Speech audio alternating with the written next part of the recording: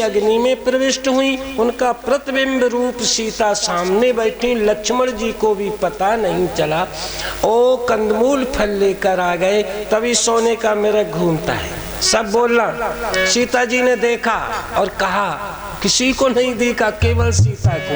हे प्रभु, यह मृग कर अति सुंदर छाला, बहुत सुंदर खाल है प्रभु, इसकी खाल लाइए। आदेशात्मक शब्दों का प्रयोग कर बैठी। ये सोने का हिरन नाथ हमें लगता प्यारा है, नाथ हमें लगता है। ये सोने का हिरन नाथ हमें लगता प्यारा है, नाथ हमें लगता प्यारा है। लाओ इसकी खाल नाथ, ये वचन हमारा है, नाथ ये वचन हमारा है। यह सोने का हिरन नाथ हमें लगता प्यारा है, नाथ हमें लगता प्यारा है।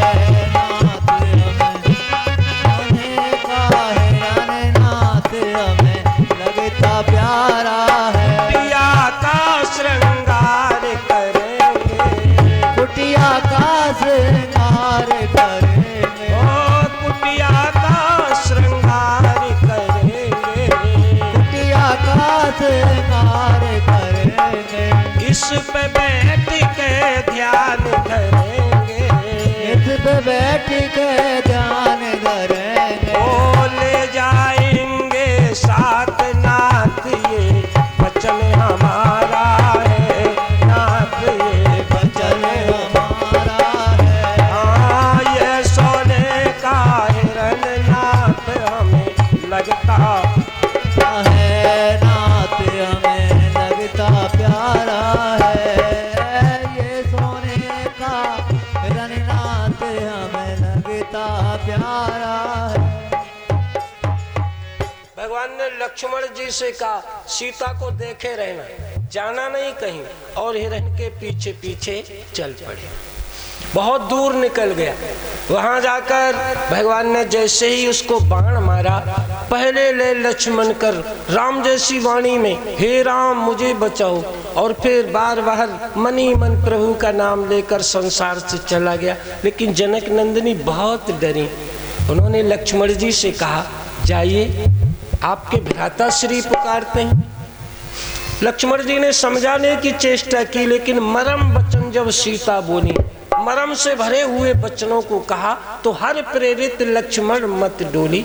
उन्होंने अपने धनुष की कोर से एक रेखा खींची, प्रतिबंधित कर दिया जनक नंदिनी, आप बाहर नहीं आना, बाहर वाला अंदर कोई प्रवेश नहीं कर पाएगा। और वहां से लक्ष्मण जी चल दे। सून बीच 10 कंद। रावण ने देखा कि अब कुटिया पर कोई नहीं है। स्त्री अबला होती है, इसलिए नहीं कि उसमें ताकत नहीं। ऐसी ऐसी देवियां जो बड़े बड़े पहलवानों को विश्व स्तर पर पछाड़ कर चैंपियन बनी है। हाँ, ऐसी ऐसी पहलवान है हमारे देश में। तलवार चलाने में आज भी पायलट वगैरह वगैरह महाराज। हाँ, अबला कहने का कारण, स्त्री पुरुष के बिना अबला क्यों है? इतना बल होने के बाद भी उसे पुरुष की आवश्यकता क्यों है? इसलिए कि वो अबला इसलिए होती है सज्जनों, कि उसमें समर्पण इतना होता है कि वो विवेक खो बैठती है।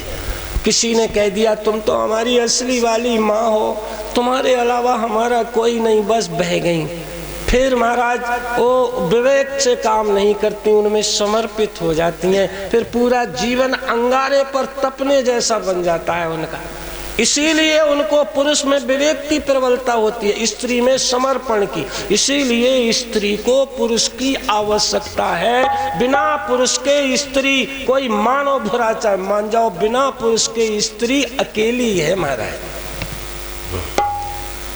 इसीलिए कि उसमें बहुत भयंकर समर्पण होता है, कभी भी कुछ हो सकता है। सीता को हो गया, साधारण नारियों की तो बात छोड़ो, समझे। लक्ष्मीबाई को कौन हरा सकता था? केवल सज्जनों फरास लिया उसको इसीलिए कि अबला रह गई थी, केवल कोई वो पुरुष नहीं था जो कंधे से कंधे मिलाकर साथ चल सके। दुर्गावती वगैरह वगैरह आप इनका इतिहास उठाकर देखिए। इसीलिए नारी को पुरुष की आवश्यकता है। ए बच्चों, बातचीत नहीं करने दें आप। समर्पण विशेष होता है।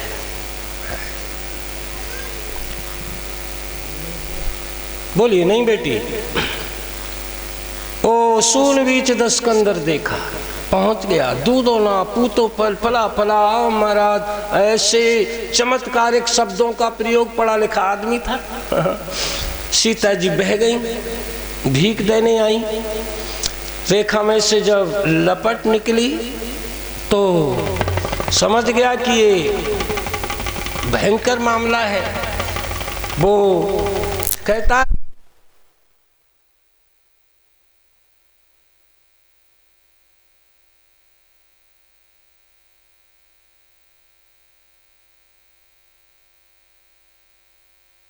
समझे।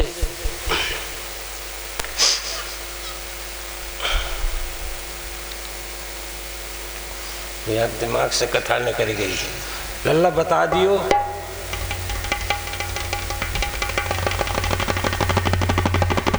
कोई बताओ जितने बार बालक लेखपाल।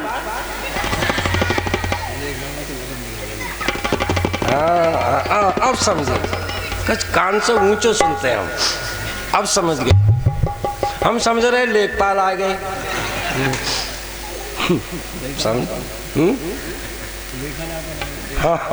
जी समझ में आई।